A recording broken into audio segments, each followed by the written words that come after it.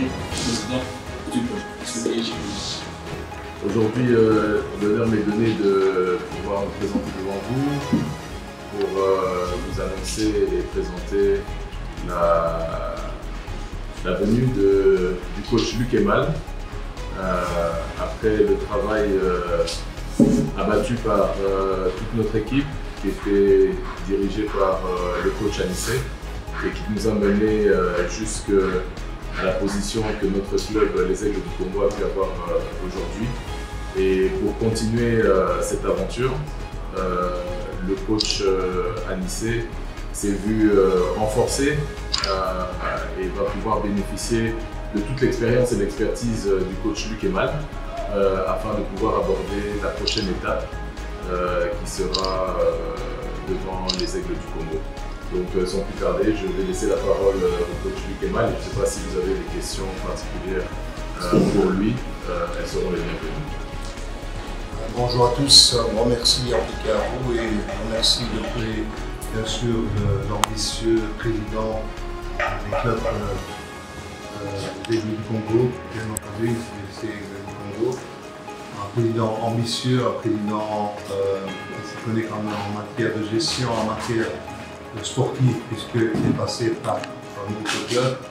Il a choisi, je pense, avec une grande fierté et une certaine intelligence de s'investir lui-même dans son propre club avec une vision sur le futur. C'est ce qui m'a plu, en tout cas dans le discours que j'ai eu en vidéoconférence avec le président.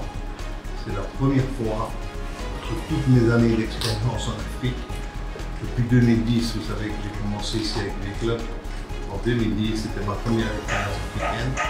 La première fois, nous sommes en 2024, que j'entends un président qui veut former une académie et qui veut lancer les jeunes et qui veut avoir une vision sur le futur et qui veut construire son stade et avoir également ses bureaux, son centre médical, etc.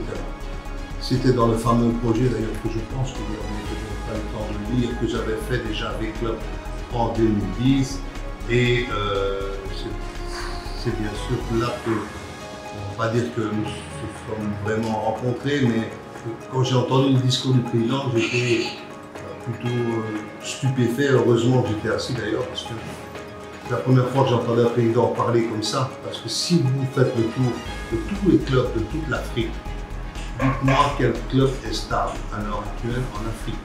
C'est facile, hein? Vous allez au Maroc, vous en avez 2. Vous allez en Afrique du Sud, vous en avez 1. Vous allez en Égypte, vous en avez 1.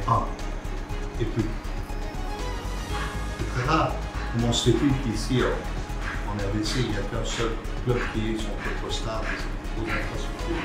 Donc je suis très très heureux d'être là, avec le coach Anissé, avec toute l'équipe, et retrouver des personnes que je connaissais avant, comme M. Olivier et d'autres, et pour essayer d'apporter mon expérience du club. Et je remercie encore le président pour cela, je remercie le coach Anissé pour sa collaboration, et vous espérez qu'avec l'aide de Dieu et le travail que les joueurs fournissent déjà à l'entraînement, j'espère que nous allons arriver à faire une place honorable dans ce fameux play-off qui pourrait ouvrir de grandes portes pour tout le monde.